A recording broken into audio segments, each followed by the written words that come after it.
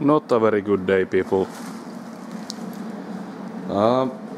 You know, there are days when things just don't like to go right, and this is one of those days. Well, the first thing that I did here went fine. I took some measurements from an exhaust manifold flange and I got them on my paper just like I wanted. So I had the drawings done and I cut some steel pieces. I'm making 2 of these simple flanges with 4 fastening holes and 2 holes for the exhaust gases. And I don't know what happened, but I managed to run the mill for about 2 minutes. I was having the spindle on and I was just about to start drilling when I switched my coolant pump on, and I was listening and there was no sound from the coolant pump, so it wasn't running. And after maybe 5 or 10 seconds the mill just died. It switched off the universal spindle, and now I can't get it to run again. And why I can't get it to run and why I can't even try to find what's wrong with it is because I always have my electric tester in the wrong place. So it is at my home now, and I have done a little bit of investigating. This is the contactor for the universal spindle.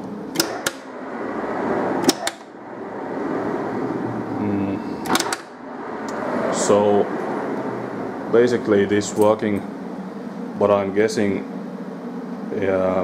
it's a secondary circuit problem. So my thought at the moment is that a transformer is blown, one of these 3, and it cannot get power to run the contactor coil.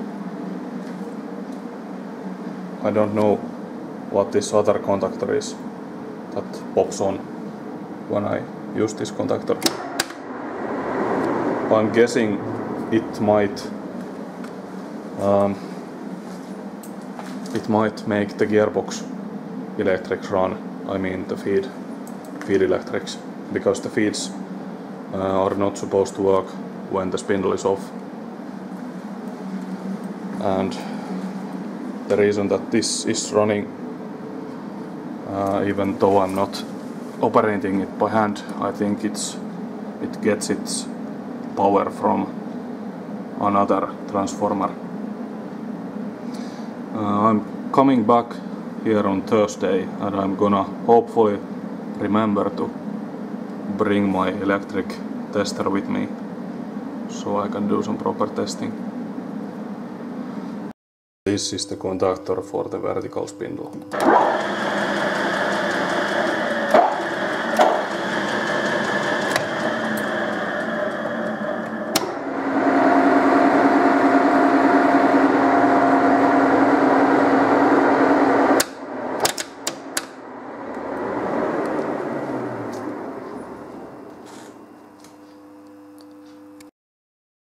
And another possibility is this contactor.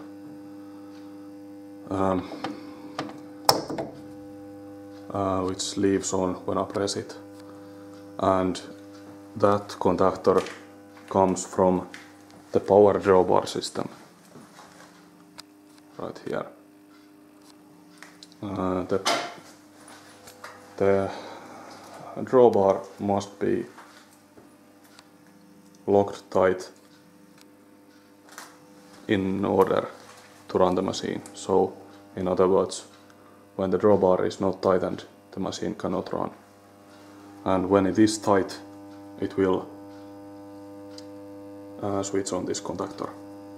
And I guess all the control circuit powers go through this contactor, and when it's not on, none of the controls work. That might also be the problem, and the problem with it will probably be bad contacts. It's easy to measure, just switch on the contactor and measure the resistance between here and here. So even though there's a lot of electrics, I hope I can solve this. And if I can't, I will have to call an electrician. And I guess I'm gonna have to pay a little bit to get all of the electrics sorted out at once. So hopefully they will run for quite a while. Okay. This thing really has got some electrics, a lot of electrics. Most of these, I guess, are for the primitive automatic system. Okay, the next thing that didn't go right. I was putting together the things that I have, the pieces that I have for my crane, and I welded this one to the foot piece. I will attach the wheels and the rubber pads to these ends, and of course I was in my thoughts and I didn't line up the holes with this beam, so I'll have to take it off and weld it back again. And one more thing, I'm not sure how it's possible that I broke the axle stop on my angle grinder, my trusty old angle grinder. So it's now, well, now it is turning, but when I switch it off on, I know it's gonna lock and it's gonna break everything. And I have another angle grinder, but I have lost the key for the spindle, so I can't get this old grinding wheel off. I usually take the wheels off by pushing the lock and then just by hand rotating the wheel so I can get it off. So I have no angle grinder now, so I can't do this cut. So after all, today I managed to make one weld joint, which is good, and it actually fits pretty darn good.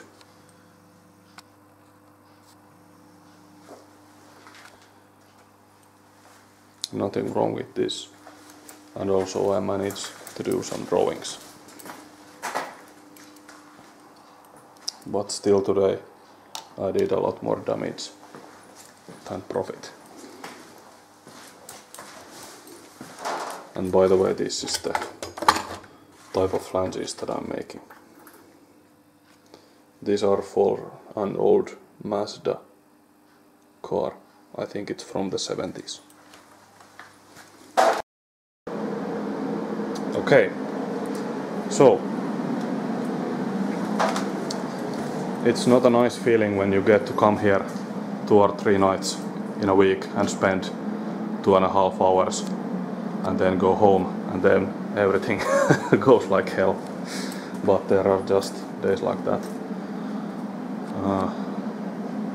The misalignment is nothing, but I would really like to get the mirroring again, because I have a lot of work for it. Okay, just a quick video to remind you that things sometimes go wrong. Okay, see you again, bye.